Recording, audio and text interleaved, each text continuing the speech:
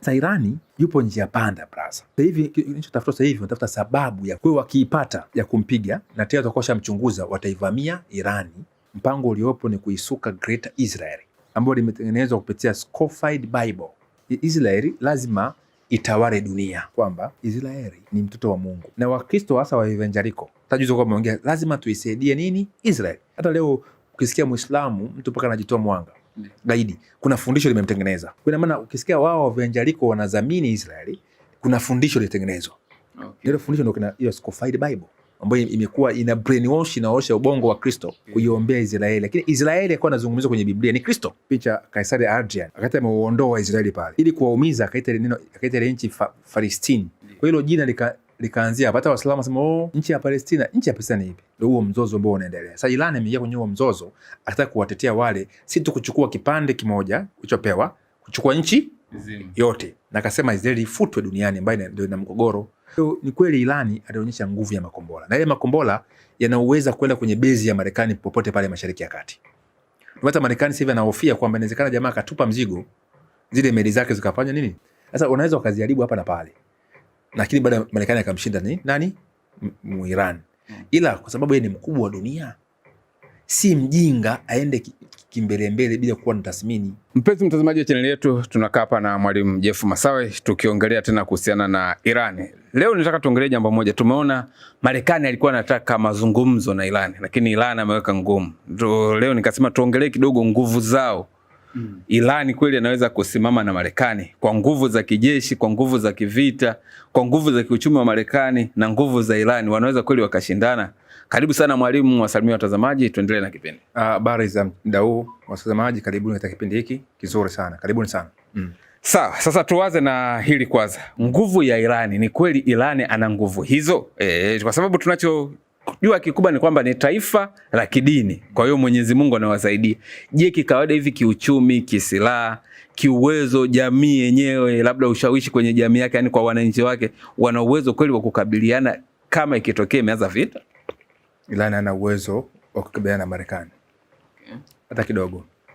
Anaweza kujaribu kuleta madhara ya kaza na kaza, lakini hana uwezo wa nguvu za kiuchumi mbele ya Marekani, nguvu za kijeshi mbele ya Marekani, na nguvu za ushawishi mbele ya Marekani.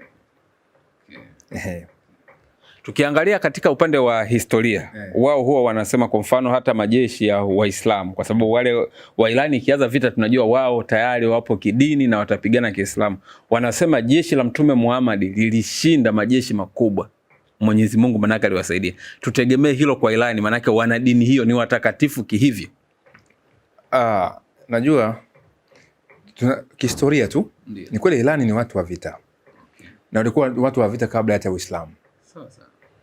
Tena nikasema Uislamu ni kama umeondoa ile ladha ya Wairani wa zamani. Mpaka sasa hivi kuna ile movement imezaliwa Iran ya kutaka kuondoa utawala wa Kiislamu, urejeshe utawala ule wa kifalme wa zamani wa Shah. Unasikia Shah maana yake ni mfalme. Kwa unasema Mangi, Mkwawa. Kwa hiyo nataka urudishe utawala wa Shah, na Iran ni taifa la zamani. Nafikiri katika video ambayo tumeulinoje nyuma, nilionyesha bayana kizazi chao toka zamani kabla hata Ibrahim hajazaliwa. Tayari walikuwepo wa Iran. Lakini walikuwa waitu wa Iran. Maana Iran ni neno ambalo linatokana na neno Aryans. Ni kizazi fulani ambacho hata Hitler anakizungumzia sana. Kizazi cha watu ambao wana nywele za blonde. Na pia wana blue eyes sometime. Sababu Iran pale kuna mchanganyiko wa watu. Kuna wale wa Persia ambao ndio wao ni Aryans. Kwa hiyo kuna babake na Shah aliyopinduliwa. Ndio aliweka katika bunge ile la Uajemi alipitisha neno Iran. Kwa zamani kwa hitu Iran. Ilikuwa na majina tofauti tofauti. Zamani ilikuwa inaitwa Elam, ilikuwa inaitwa Umedi na Uajemi. Baadaye ikaja ikaitwa Persia. Baadaye ikaitwa Sassanid. Baadaye ikaja ikaitwa Iran. Na pia kabla iitwa Iran ilikuwa inaitwa Safavid. Ilikuwa ni dola la Kishia kwanza ile karne ya 16 mwaka 1500. Mwaka 1500 ndipo Iran ikawa nchi ya Kiislamu ya Kishia. Huko nyuma baada ya kupinduliwa na Waislamu kwenye mwaka ule wa 650. Huyu nani anaitwa Bakari alimtoa mtu mmoja anaitwa Khalid bin Walid. Waislamu wanaita sword of Allah, kwamba upanga wa Allah. Na walienda akapigana ile vita akawashinda Waajemi. Lakini waliwashinda wakiwa wamezoofika sana. Sababu wakati huo Waajemi walikuwa na vita na Waroma. Roma ya Mashariki, Byzantine Empire. Okay. Kwa walipigana miaka mingi kwa wamezoofika. Kwa Uislamu uliinuka ukiwa na ile itikadi na nguvu, ndio maana waliweza kuishinda Uajemi. Sababu kwa wamezoofika. Unajua kupigana na mtu aliyezofika ni rahisi kumwangusha. Sawa. Ila kama wangekuta Iran ikiwa na ile spirit, ile nguvu yao ya awali, jeshi la Kiislamu lisingeweza. Kwa mfano, Waislamu walipambana kuiangusha Roma ya Mashariki kuanzia ule mwaka wa 600, sawa mpaka mwaka 1453 ndo wakaiangusha Roma ya nini? Ya Mashariki. Jua ni muda mrefu sana. Sawa. Ni miaka mingi imepita. Kwa hiyo na maana na baada ya hapo Uislamu umeshindwa mara nyingi tu. Vita vya msalaba Waislamu wameshindwa mara nyingi tu, na baadaye wakainuka wakashinda. Kwa hiyo ni kushinda na kushindwa. Kushinda na kushindwa. Na ukija sasa kwa upande wa Waajemi. Waajemi washatawaliwa na Waturuki. Washatawaliwa na Wamongolia. Kumbuka Wamongolia walikuwa ni wapagani. Walikuwa wanaabudu miungu. Genghis Khan na watoto wake walipambana kuchukua sehemu kubwa ya Mashariki ya Kati, Ulaya Mashariki pamoja na Asia. Kwa Iran ilikuwa chini ya Waislamu wa Kisuni. Watawala wa Mongolia waliwatawala. Na pamoja na Waturuki waliwatawala wale watu. Jua Waturuki kuja wakasilimu baadaye sana. Okay. Kwenye karne ya 9, karne ya 11 ndipo Waturuki walisilimu wakawa nini? Waislamu. Kundi moja likabaki la upagani, moja likawa Wakristo, wengine wakawa Wayahudi, wengine wakawa Waislamu. Lakini Waislamu wakawa wengi sana. Ndio wakaanzisha ile dola inaitwa Seljuk Empire. Ambao wanaangalia tamthilia za sultani, sijui nini nokta, kuna kitu kinaongelea Seljuk. Ingawa tamthilia zinaweka uongo mwingi na madaa mengi. Seljuk Empire ndio wakaenda wakachukua ile eneo ambalo linaitwa Uturuki. Je, neno Uturuki alikuwepo, ilikuwa inaitwa Anatolia. Ilikuwa chini ya Wagiriki. Baadaye ikawa chini ya Warumi. Lakini Wagiriki walikuwa ni wengi sana. Hata Waturuki unaona Waturuki hawa kwa asili ya damu si Waturuki. Okay. Ni Waturuki kwa maana ya ile kacha, utamaduni wa Kituruki. Sababu Turuki ikaja kuwa na nguvu Ottoman Empire, wale wakazi wote ikawaturukisha wakawa Waturuki. Na maana ni Waturuki kwa lugha na utamaduni, si kwa asili. Ila damu ya Kituruki pale ni asilimia kama 40 tu. Asilimia 60 pale ni wale Wahiti, wa Giriki sana kwa wingi, na Warumi kwa mbali. Unatashangaa wana straight face na una blonde hair na hata blue eyes. Wale ni wazungu. Na ukiangalia Waturuki wa asili una uso wa mduara. Waturuki wa asili wanafanana na Wamongolia. Na ukienda pale Uzbekistan na ukienda jimbo la Xinjiang kule China, kuna wale Waturuki wale wa asili kabisa wale. Ambao sura zao kama za Kichina ni round face. Ndio kwa Mongolia. Tuko pamoja paka hapo Ndiyo. Sasa kwa hiyo Irani kijeshi ikiwa kitolewa na Waislamu wakati ule ilishindwa na Waturuki, ilishindwa na Wamongolia. Okay. Ikiwa chini ya Uislamu. Ila wakati huo iko chini ya upagani. Walikuwa ni Wazoroastriani hawa. Zoroastrian. Hao walipigana sana na Roman Empire. Kumbuka Wairani walishinda Baberi. Dola la Nebukadnezar la Iraki. Okay. Walipambana wakawa wameshinda. Ule mwaka wamefikia mwaka wa 537. Waliangusha dola la Baberi. Kwa wakatawala muda mrefu, na wakaja wakaangusha dola la Kigiriki, Alexander the Great. Ule mwaka wa 331 dola la Irani likaanguka. Okay. Chini ya Alexander the Great. Baadaye wakajikusanya tena taratibu wakawa wametawaliwa, ndipo na wakati wa Rumi naye naamka, Roman Empire wakaunda dola inaitwa Persia. Mwaka wa 221 baada ya Kristo. Ndio likaanza kupambana si 221, ilikuwa ni kabla ya Kristo. Ile miaka ya 30 na kitu kabla ya Kristo. Ndipo wakaanza kupambana na Roman Empire. Lakini Roman Empire ikawashinda Persia Empire. Picha kina Julius Caesar na wengine wakawashinda Persia Empire. Persia Empire ilipoanguka wakaunda dynasty nyingine inaitwa Sassanid Empire. Ambayo ikawa strong, ilipambana na Warumi, iliwasumbua sana Warumi muda mrefu. Sasa pia mpaka Warumi wanafanya maagano na Sassanid, na vikao vya suluhisho na achia hapa. Ifika kipindi Rumi kabano ikaachia Iraq. Iraq ilikuwa chini ya Rumi. Okay. Yemen ilikuwa chini ya Rumi. Kwa hiyo Sassanid ikademand Warumi wakatoka Iraq na wakatoka Yemen. Yemen ilikuwa chini ya Roman Empire. Hapo wakati Rumi imeshakuwa Rumi ya Kikristo. Sawa. hiyo Uislamu ulivyokuja ukakuta sasa hadi ushapambana na Roma sana muda mrefu. Ndiyo. Kuna wao wakachukua advantage wakaiangusha Sassanid Empire. Okay. Ambapo ndio toka hapo Iran ikawa mvurugano tu. Dola hii inaingia Kiislamu, dola hii ya Kiislamu inaingia. Hasa Wasuni. Kwa hiyo Washia baadaye wakaja na wakajitanua, wakaenda utawala wa Fatimid, kwa mtawala mpaka Yerusalemu, wakatawala mpaka huko Misri. Hao wa Fatimid wakaja kuondolewa na Mamluks, na wakaja sawa wengine wakaja ndio wakahamia kule Iran, ndio wakaanza dola ile Safavid. Unaona? Ambao limetawala Iran mpaka Iran ikawa taifa la Kishia. Okay. Kwa wakati wa Safavid inaanguka ndipo akaja akatawala babake na Shah Pazvali. Unaona? Mohamed Pazvali huyo ambaye alipinduliwa mwaka 1979. Huyo ndio akaingiza ufalme kurejesha enzi ya zamani ya Cyrus the Great na Koresh the Great. Kwa lengo moja kwamba Uislamu uendelee uwepo, Waislamu wawepo, Wakristo wawepo, Wayahudi wawepo, lakini dola lile lisiwe la kidini. La kwa dola nini? La kifalme. Tuko pamoja mpaka hapo? Ndio. Hivyo kwa dola la kifalme akaja mtoto wake huyu sasa ambaye alipinduliwa, ambaye shakufa sasa. Naye akaendeleza mchakato ule ule. Maana Irani ilikuwa utashangaa wanawake wa Irani walikuwa wanavaa, ukiamua kwa Muislamu unakuwa nani? Muislamu. Unavaa Bible yako, unaenda msikitini ama mtu anakubuguzi.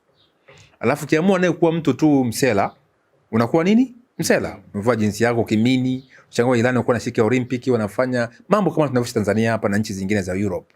Sawa. Ndio kaja huyo Ayatollah Rouhani Ayatollah. Akaja akaanzisha mchakato ya kuipindua Iran iwe nchi ya Kishia, Uislamu wa Kishia. Sawa. Lakini hakuanza na hiyo njia. Yeye alianza kwamba anataka aone kama Shah ni fisadi. Okay. Anashikana na Western people kuhujumu nini? Iran kiuchumi.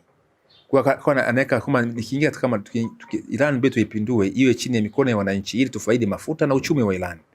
Kumbuka huyu jamaa pia alikuwa yuko Ufaransa, Jordan, amekaa sana jamaa. Okay. Ambao pia wazungu kwa wanamuoji na alikuwa anaongelea kwamba anataka iweke demokrasia wapi? Iran. Mbona maajabu hayo? Sicheze na mambo kama hayo wanasiasa. Kwa hiyo ikaenda ikarudi mwaka 1979 kwa Shah ametoka anaugua kansa na kutibiwa nje ya nchi. Jamaa akaja pana ndege, mapinduzi yalikuwa yashafanyika tayari. Kwa wakati tumepindua ile nchi ndipo wakakaa ndo wakawa betray wa Iran. Ndo akaba jamaa sasa nchi hii italiwa Kiislamu. Okay. Uislamu wa nini? Wa Kishia. Kwa hata Wasuni walibanwa, Wayahudi walibanwa na Wakristo wakabanwa.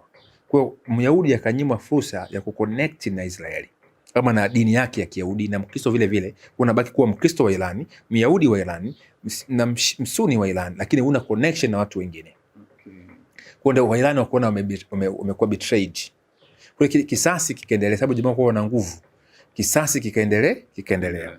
Sasa nchi kwanza kuijenga, lakini Marekani kwa sababu walikuwa wamefukuzwa pale na Wayahudi pamoja na Western country na jamaa wametaifisha kila kitu, ndipo wakaanza vurugano kati ya Iran na nani?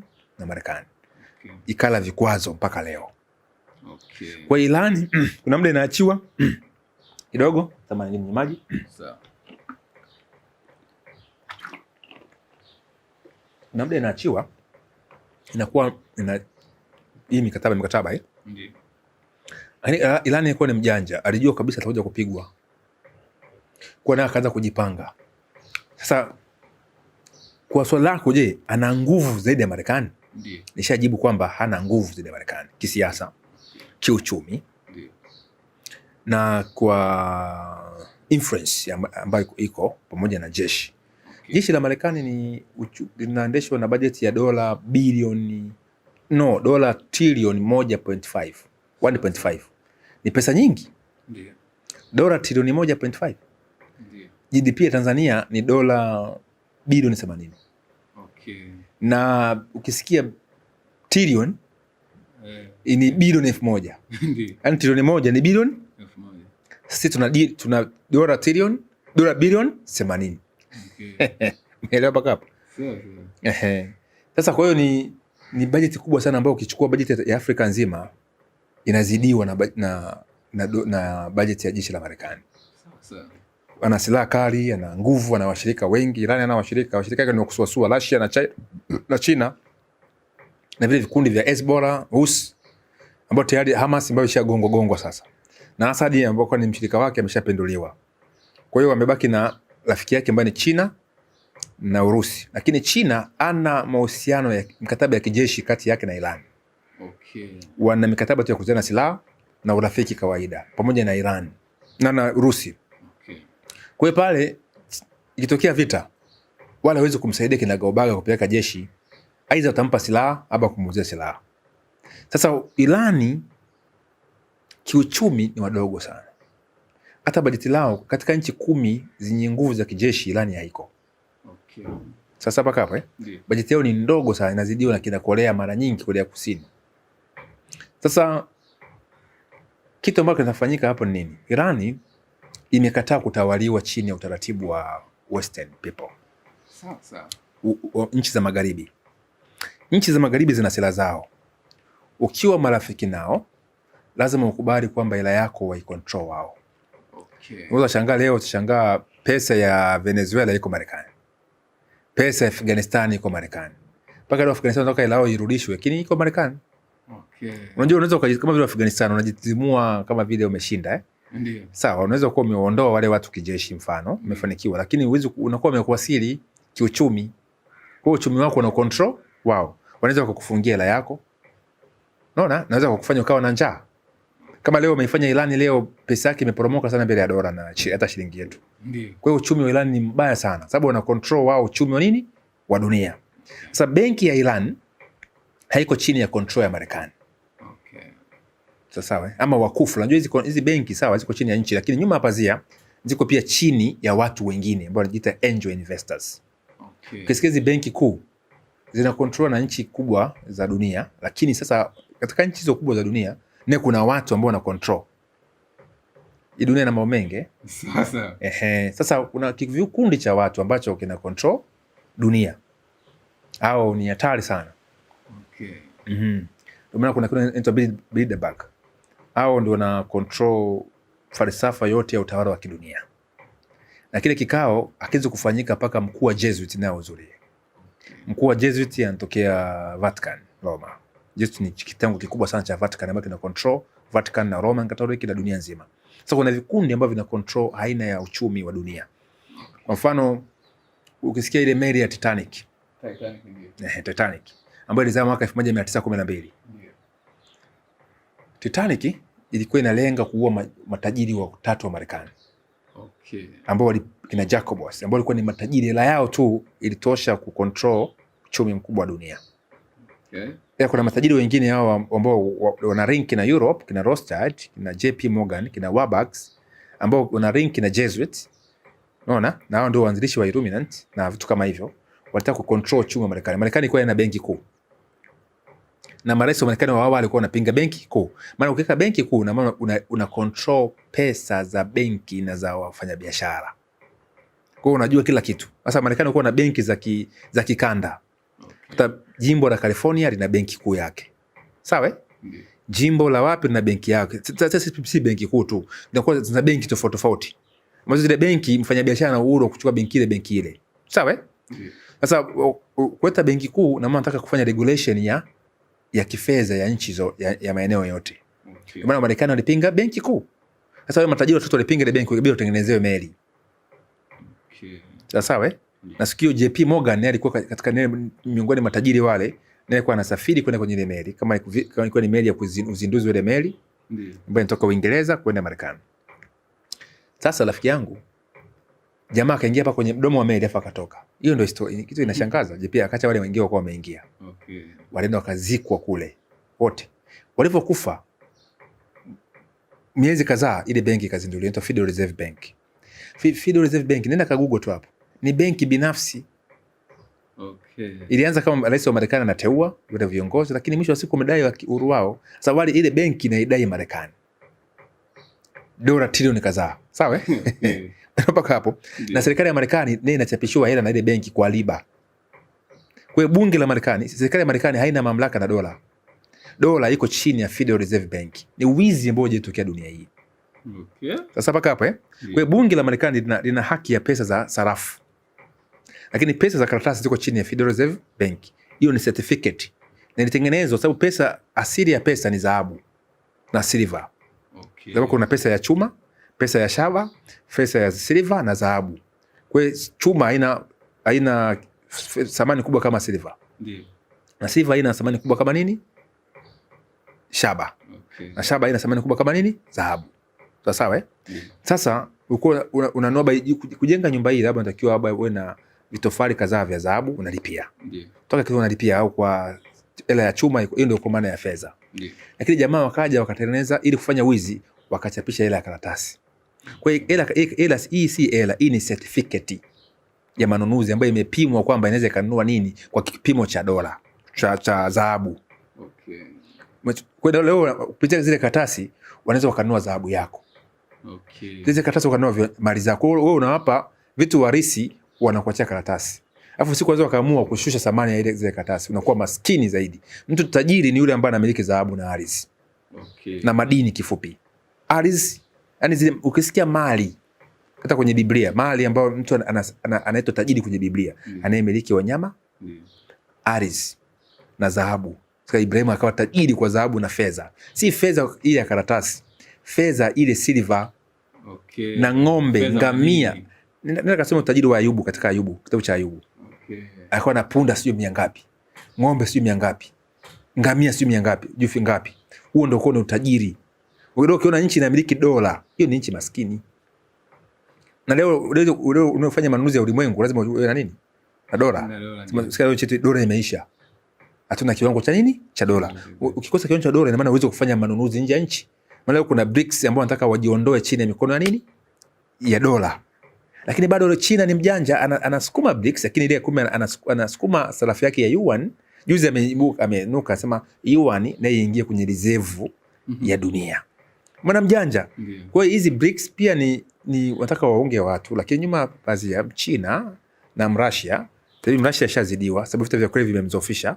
China nataka ijinue yuan iwe reserve. Sababu nchi yako ikiwa na currency yake na inafanya manunuzi ya ulimwenguni, ina maana wewe uchumi wako unakuwa stable. Mnifahamu mpaka hapo eh? Sasa hapa tunaongelea uchumi kuhusu Iran. Ndio. Sasa Reserve Bank hivyo anzishwa baada ya matajiri kufa, ni private bank ambayo ina bunge, serikali ya Marekani inataka pesa. Kwamba wanataka dola bilioni 10 kwa ajili ya mchakato fulani.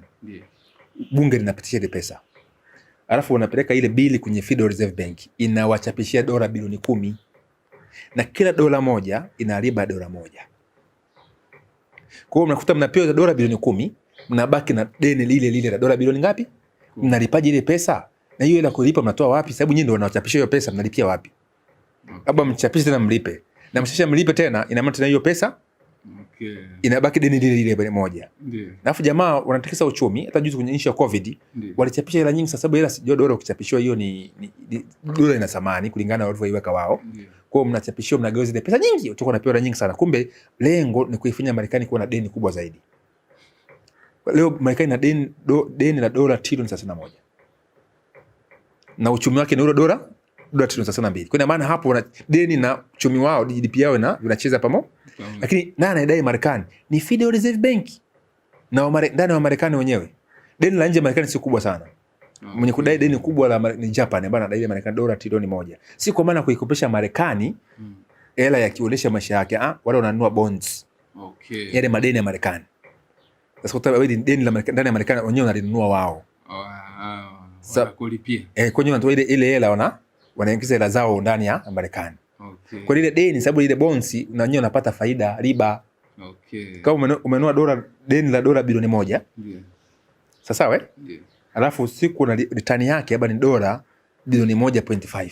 Okay. Kwenye unapata faida ya dola 500,000. Sawa.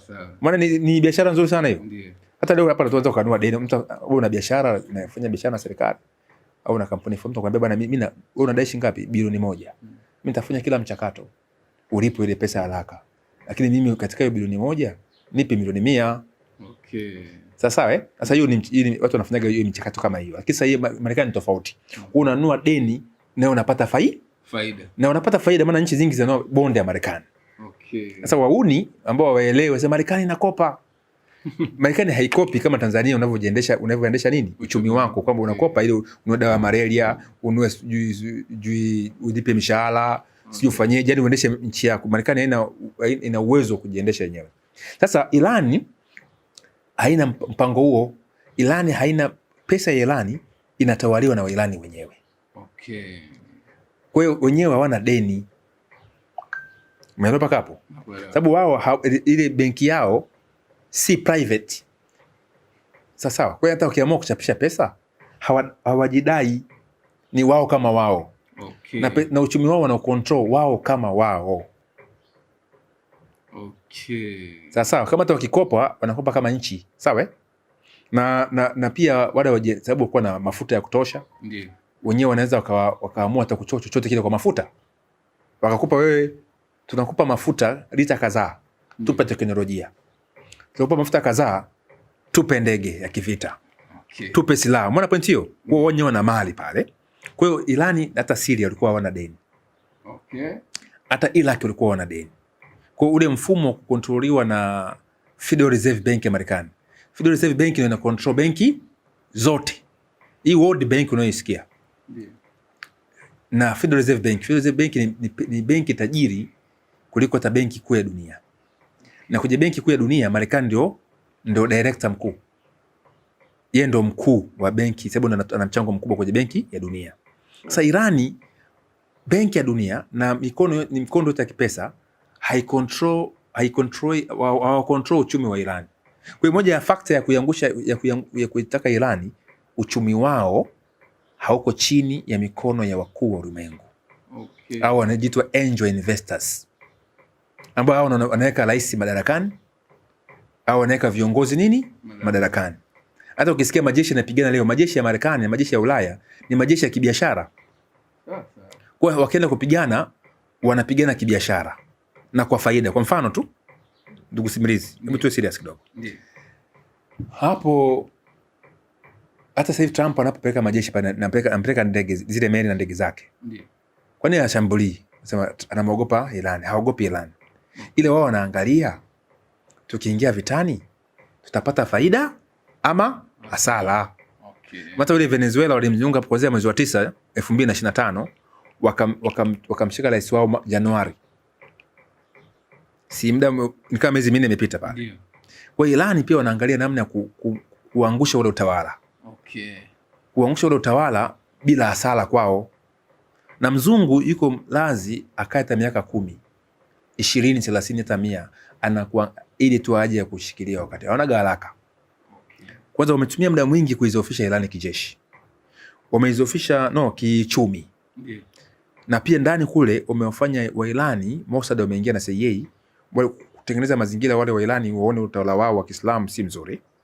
Na kweli hawakuwa na ule utawala wa Kiislamu na madai yao binafsi nje ya Marekani. Ndio. Unajua mzungu anapokuja hapa, yeye anaangalia ni kitu gani ambacho nyinyi mmetofautiana.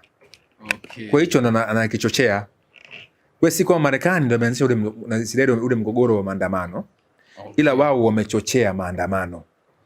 Sawa sawa. Sasa paka hapo, sababu tayari kuna mgogoro kutoka 79 kati ya wananchi wa Iran na serikali yao. Kwa nini mtudanganya?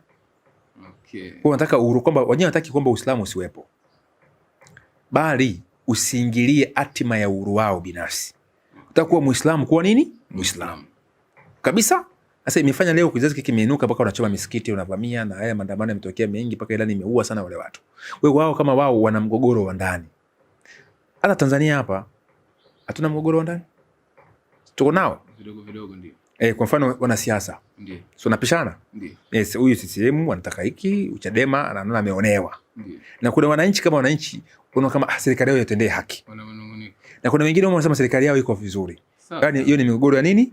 Ya ndani. Sasa hiyo ikipata mtu wa nje akaichochea, akawa upande mmoja na aka-finance, nchi inaingia katika machafuko. Kwa hiyo maana migogoro ya ndani inapaswa kuhimizwa, yaani usitumie nguvu kuizimisha. Okay. Fanya mazungumzo. Sio wananchi wako. Maana ukiwaumiza ule mtu adui wa nje asema anawapa mzigo. Yeye mwenyewe ana lengo lake hapo. Ana lengo lake baya. Si kama anawapenda wananchi ambao wanataka hizo haki zao. Ndio. Lakini yeye ana lengo lake hapo. Ndipo Irani pia, Israeli na Marekani wana lengo lao. Kwanza ukontrol uchumi wa Irani, pia waiondolee Irani kuwa na nguvu independent. Okay. Kwa kitu ambacho wakitaki pale, utaki nchi ya Middle East iwe na independent power. Okay. Dunia nzima nchi ambazo zinatambuliwa kama nchi ni Marekani, China, Russia. Okay. Sawa kuna Mwingereza na Mfaransa. Hao ndio wanatambuliwa kwa nini? Nchi huru. Wengine hapa rafiki zangu nyinyi mnatambuliwa kama colony tu. Yaani nyinyi kwanza wewe ni nani? Okay. Wewe una ushawishi kufanya Umoja wa Mataifa kusikiliza? Hapana. Hata kama una ajenda yao. Hakuna. Ila kuna watu ambao wana maamuzi juu ya Umoja wa Mataifa. Nchi. Yaani kwa mfano kama jambo la Iran la nuclear. Ndio. Ambaye alisukuma nani? Mpaka dunia inakuwa na vikao vingi. Ni nani? Umeshindwa kujibu. Waliokuwa wanapush si ndio wa Israeli? Bana wanapush sana. Sawa, wazao wanapush tio. Ndio. Lakini ambaye anafanya vikao vinaitishwa ni nani? Maana Marekani. Ni Marekani. Ndio. Kwa nini nchi zote zinamsikiza Marekani kwenye Umoja wa Mataifa? Yaani Umoja wa Mataifa na wao unaibana Iran. Shirika la atomic la Umoja wa Mataifa unaibana Iran. Russia na China nao wanaingia kwenye vikao. Baadaye wanasema baada ya kutumia njia hii ya kuibana Iran, tutumie njia hii. Lakini ambaye amefanya jambo ni nani? Marekani. Kwa hata issue ya vita vya Korea. Ndio. Si ndio? Ndio. Ambaye anasukuma ni nani? Marekani wewe. Vya Ukraine. Si Marekani. Akiamua kutoka vita inaisha. Kwa sasa Irani kwa kifupi mgogoro wao wa ndani umesababisha kusogelewa. Okay. Kwenye Greater Israel ni mpango mkakati wa muda mrefu. Na kuna mambo mengi sana Greater Israel. Yaani maana yake Israeli kuu ambao wanataka ichukue North Africa mpaka eneo la Misri huko. Eneo la Misri hapa. Okay. Mpaka huko Somaliland. Ambapo tayari Somaliland imeshakuwa nchi na Israeli ametambua Somaliland. Na hapo nataka waweke pale wa Palestina. Okay. Yaani ile eneo pale nataka base ya kijeshi ya Israeli na Marekani, afu wa Palestina wote wanatolewa Gaza, wanawekwa pale kwenye Somaliland. Huo ni mkataba umewekwa. Okay. Kwa hiyo lazima zile wale watu wa korofi au zile nchi tata lazima ambazo zinapingana mpango ziondolewe. Kina Saudi Arabia washakubali, kina Qatar, kina Abu Dhabi, kila kitu washakubali wale. Wameshakubali kwa mpango wa Greater Israel. No, wapo kwenye ukisikia Abraham Accords. Ndio. Yaani mikataba ya Abraham. Ndiyo. Wako kuna Morocco wako. Kina UAE wako, kina Bahrain wako. Sasa Saudi Arabia anataka kuingia. Okay. Sasa paka hapo Ndio. Sasa point inayokuja hapo, lengo kubwa ni kuunda, yani kifupi pale Mashariki ya Kati. Kwanza neno Middle East ni jina la kikoloni, alije kwako. Okay. Zamani ile neno ile ilikuwa ni yote kama inachukua kama Afrika.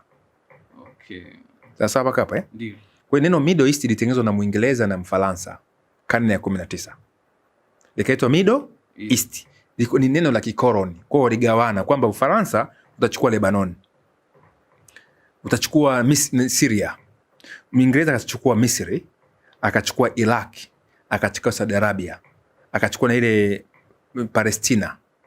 Na Palestina yote ilikuwa inachukua mpaka ile nchi yote ya Israeli pamoja na hiyo Gaza yote pamoja na nchi ya Jordan. Kwa hiyo Jordan pia ilikuwa ni Palestina.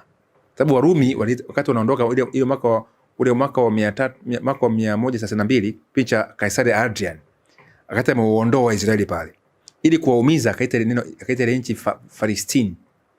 Okay. Au Palestina kwa Kirumi. Sawa kuwachukiza Wayahudi na kufuta kumbukumbu lao. Sawa kwa hilo jina likaanzia hapa. Hata Waislamu wasema nchi ya Palestina ni hivi. Sababu hata Jordan ni Palestina.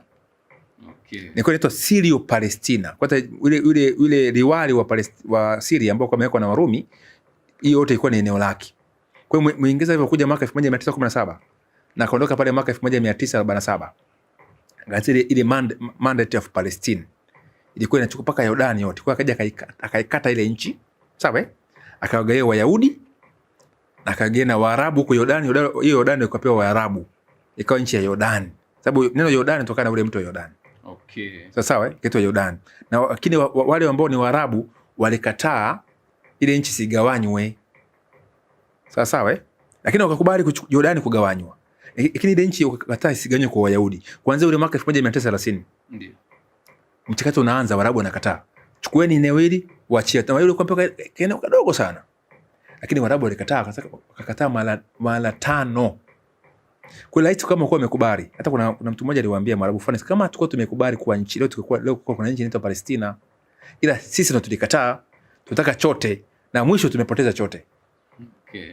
Sasa walivyokataa mwingine anachukua, hii dunia usivunge hata kama unadaiwa bwana Simbilisi. Ndiyo. Unadai. Ndiyo. Hapo unadai mimi shilingi milioni 3. Ndiyo. Sawa eh? Ndiyo. Nikwambia ndugu yangu Simbilisi, mimi hapa na milioni 2 au 1.5. Naomba uchukue hii kwanza afu nyingine tutamalizana. Nimekudai muda mrefu. Ukaanza fujo. Sitaki hiyo, nataka yote. Mimi sitachukua ile hela. Ndiyo. Uwezi kujua kesho itakuwaje. Mimi nimefiwa. Sawa. Sitatumia ile hela. Ndiyo. Au basi mtu amefariki. Uliko na mdai. Simeumia. Kwa hiyo bora uchukue, upunguze deni, uendelee kudai. Kwa hiyo wangekuwa ni wajanja wakichukua ile maeneo yalopewa. Wangeweka mamlaka yao na jeshi lao. Afu tena waendelee kufanyaje? Kudai. Sasa mwisho wa siku mmekataa, hata kile ulichopewa kimeshachukuliwa sana wale jamaa. Ndio huo mzozo ambao unaendelea. Sasa Iran imeingia kwenye huo mzozo, akataka kuwatetea wale, si tu kuchukua kipande kimoja ulichopewa, kuchukua nchi yote. Na akasema Israeli ifutwe duniani, ambayo ndio ina mgogoro. Sasa Myahudi anapoona kama anataka kufutwa, naye anajipanga kutaka Iran yaondolewe. Sasa hivi Myahudi anaupa andi mkono mrefu kwamba huyu Irani sasa hivi ana makombora ya masafa marefu. Nyuklia walisema wamezibomoa ile Julai mwaka jana. Hata sasa Trump sasa hivi nchi ya nyuklia, hata mzee anamwambia sasa nchi ya nyuklia ni aibu kwa sababu tushasema tumeziharibu. Okay. Sasa umeweka sana hoja kwamba ameendelea kutengeneza. Okay. Lakini Myahudi anasema kwamba sasa hivi mpango si nyuklia. Mpango ni kumnyang'anya Irani makombora ya masafa marefu, na kazi yake tumeiona ile Julai. Ndiyo. Kwa kweli Irani alishusha makombora. Si mchezo. Unajua kuwa anatupa 300, 400, ingawa juzi wamesema kwamba makombora sasa ndio walipiga target. Ndiyo. Kwa mjibu wa ripoti zao. Mbona zimeharibu sehemu kaza wa kaza, mengine zinaingia pembeni, nyingine karibio. Lakini pia katika vita hakuna ukweli. Kweli. Walizo kusema tu kwamba wanajeshi wako 10,000 wamekufa. Utasema 1,000 ili kumchanganya adui na usifanye wananchi kuwa na pressure. Kwa hiyo ni kweli Irani alionyesha nguvu ya makombora. Na ile makombora yanaweza kwenda kwenye bezi ya Marekani popote pale Mashariki ya Kati. Hata Marekani sasa hivi anahofia kwamba inawezekana jamaa akatupa mzigo, zile meli zake zikafanya nini? Zikapata madhara. Kuzama akafikiria kuzama si mchezo. Unajua majaribu yake ile kitu huaga inajaribiwa kwa bomu. Okay. Inapigwa bomu ndio jaribio lake. Inaweza kapigwa ikateketea, wakaonda nyingine ili iwe kali zaidi. Na ni gharama kubwa, ile ukipewa uchumi wake hapa tunajiendesha vizuri sana. Sasa kuizamisha ile kitu unaweza kuziharibu, na zile meli pia zinaweza kaingia chini, si juu tu pale. Yoga inashuka chini na jifunika. Sasa unaweza ukaziharibu hapa na pale. Lakini baada Marekani akamshinda nani? Iran.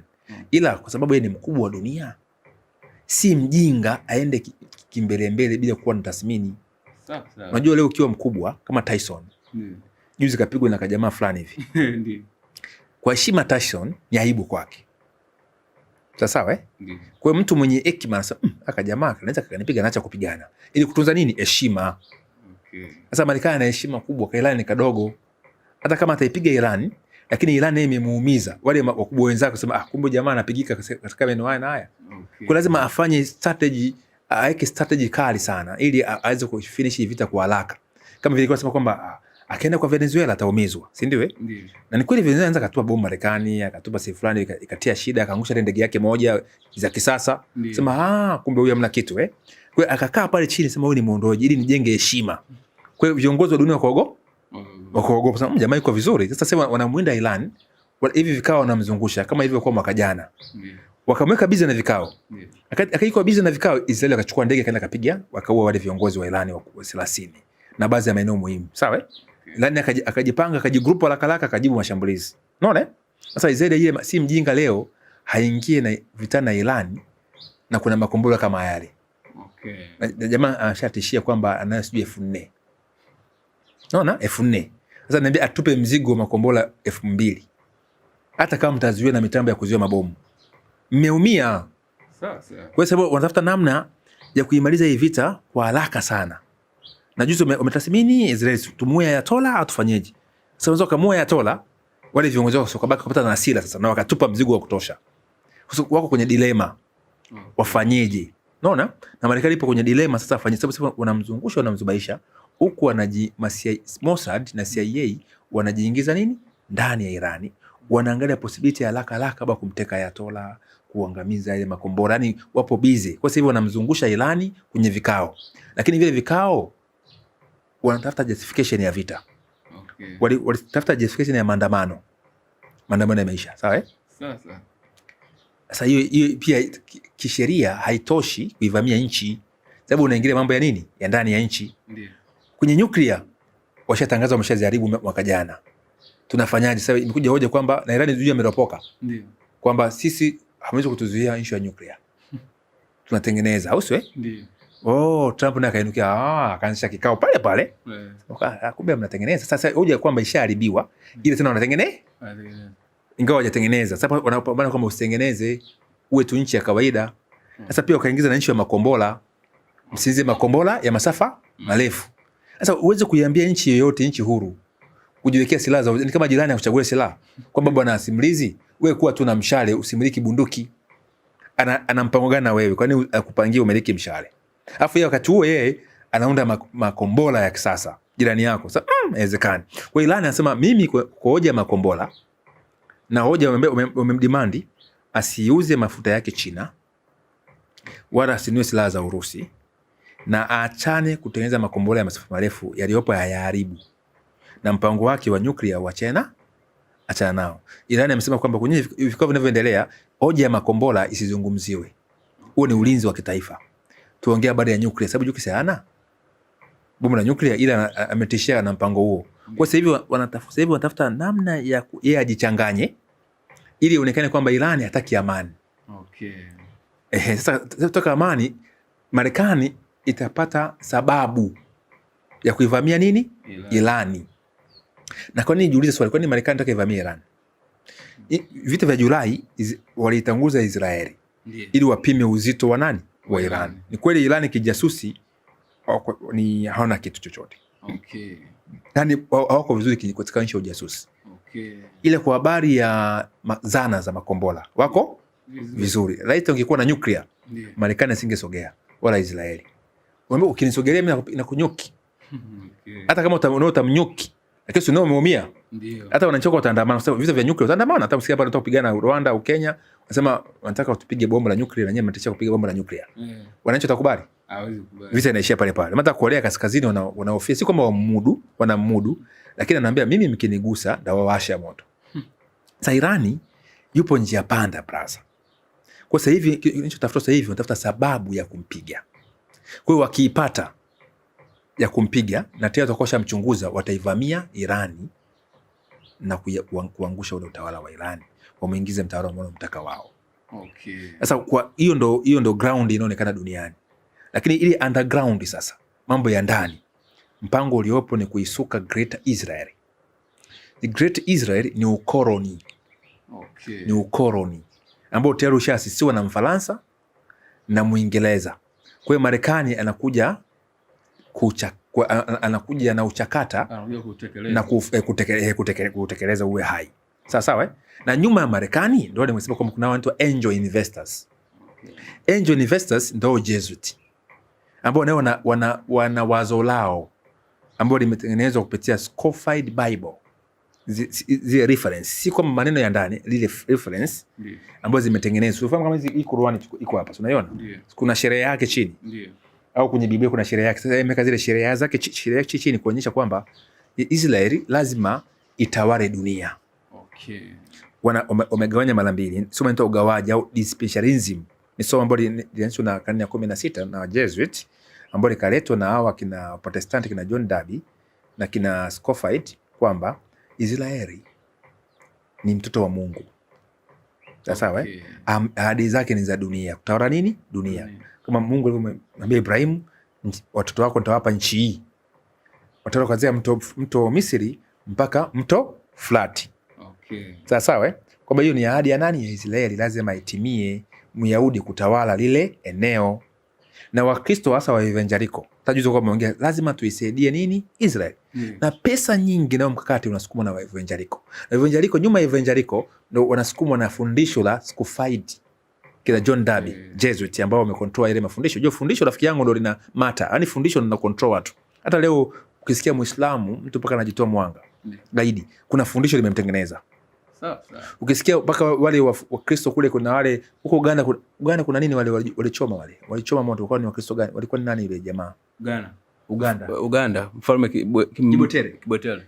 Mpaka mtu anaingia mle kwenye kanisa ina maana paka anafungiwa kuna fundisho. Kuna watu ambao walichukua wanaenda wamechukua Biblia wanaenda kuhubiri Iraki, Tanzania hapa. Na Wasabato wanajiita wa masalia. Ndio. Wanaenda kuhubiri wapi? Iraki. Lakini kwa Biblia kwamba ticket ni nini? Biblia, visa ni Biblia. Nini kiliwapeleka pale? Maana pale kuna mafundisho. Kuna fundisho lilitengenezwa. Ndio. Kwa maana ukisikia wao evangeliko wanadhamini Israeli, kuna fundisho lilitengenezwa.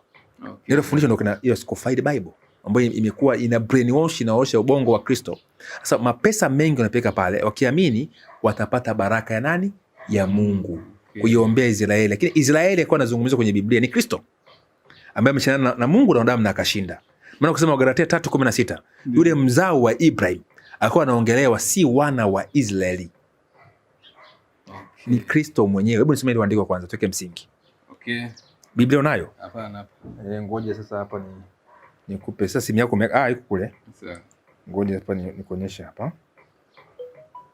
Tuifungue hapa Biblia.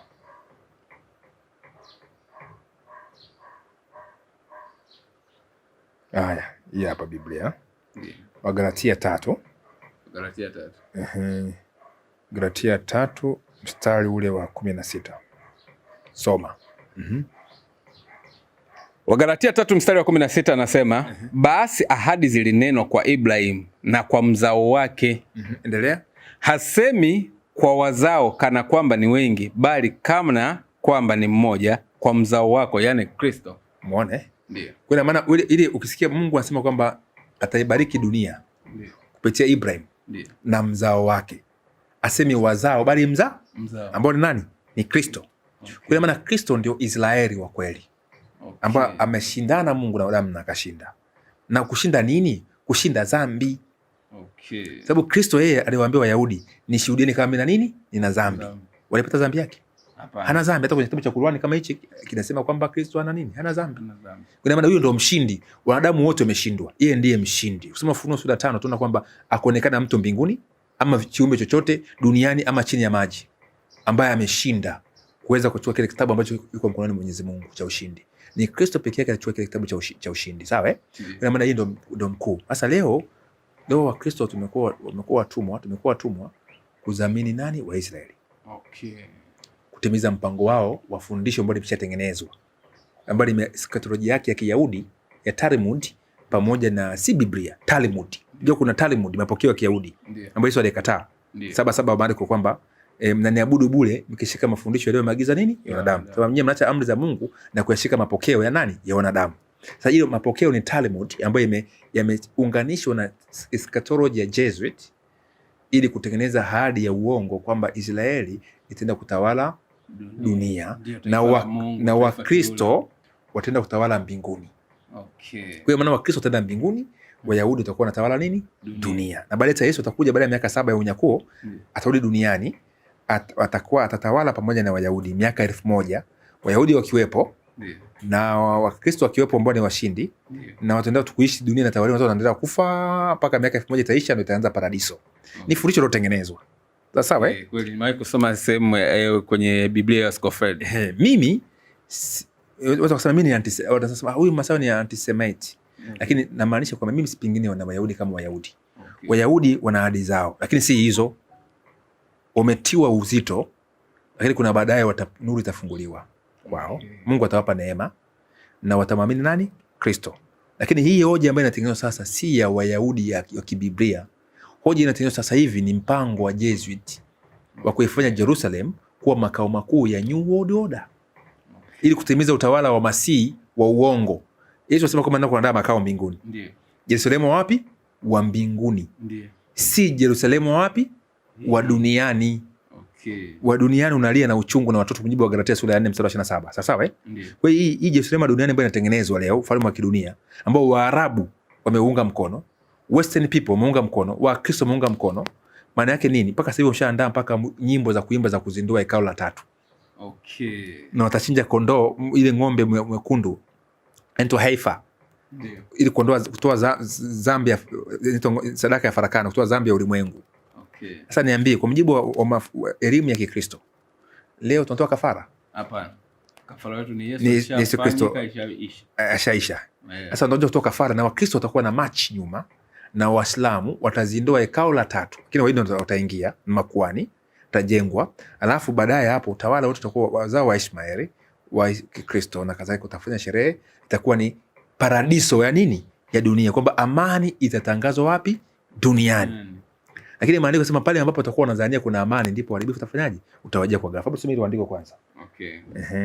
Kwa Irani ni kikwazo cha Great Israel. Kikwazo kikubwa sana. Okay. Hebu soma hapa mstari wa kwanza. Sawa. Hiki ni kitabu gani? Ni Wathesalonika wa kwanza sura ya 5 mstari wa kwanza unasema lakini ndugu, kwa habari ya nyakati na majira hamna haja niwaandikie, maana ninyi wenyewe mnajua yakini ya kuwa siku ya Bwana yaja kama vile mwivi ajavyo usiku. Wakati wasemapo kuna amani na salama, ndipo uharibifu wajiapo kwa ghafla, wala kama vile utungu umjiavyo mwenye mimba, wala hakika hawataokolewa. Wata nini? Hawataokolewa. Sasa umeona point hiyo? Sasa hivi dunia unaona kama tunasukuma tu na amani. Amani. Lakini maandiko kulingana na Isaya 57:21 sema hapana amani kwa wabaya, asema Mungu wangu. Okay. Kwa dunia hizi kuwa na amani, sababu leo ukiangalia tunajenga amani kwa kuua watu. Okay, yes. Hata mimi ninavyotoa ripoti kwenye page yangu nasema mimi nachochea na support mauaji. Okay. Mimi natoa taarifa kinachoendelea duniani. Okay. Lakini siungi mkono nini? Mauaji. Okay. Sababu ukiangalia leo Ukraine wamekufa watu wangapi? Wamekufa Warusi wengi sana hapa na Ukraine. Ndiyo. Pale Gaza wamekufa watu wangapi? Juu 60,000 ngapi? Sijui 50,000 ngapi. Sawa? Hata vitu tukapa Iran watakufa watu wengi. Kwa maana hizi tawala zinajengwa kwa damu. Okay. Na damu haiwezi kukaa muda mrefu, utawala wa damu. Kwa maana huu ni utawala wa muda mfupi. Kwa hiyo utawala wa amani utakuja ni wa Kristo peke yake tu. Kwa hiyo kwa kumaliza somo hili haya mahojiano, labda kama unataka kunihoji jambo lingine, lakini point ni kwamba Irani itapigwa. Okay. Sawa eh? Yeah. Marekani na Israeli wataingia pale. Kwa hiyo nguvu ya Marekani itatumika pale. Kwa Marekani leo inajikuta pia na yenyewe inatumika na wale angel investor. Sababu ile vitu ukiangalia sana ina maslahi makubwa na Marekani. Okay. Ina maslahi makubwa na Great Israel.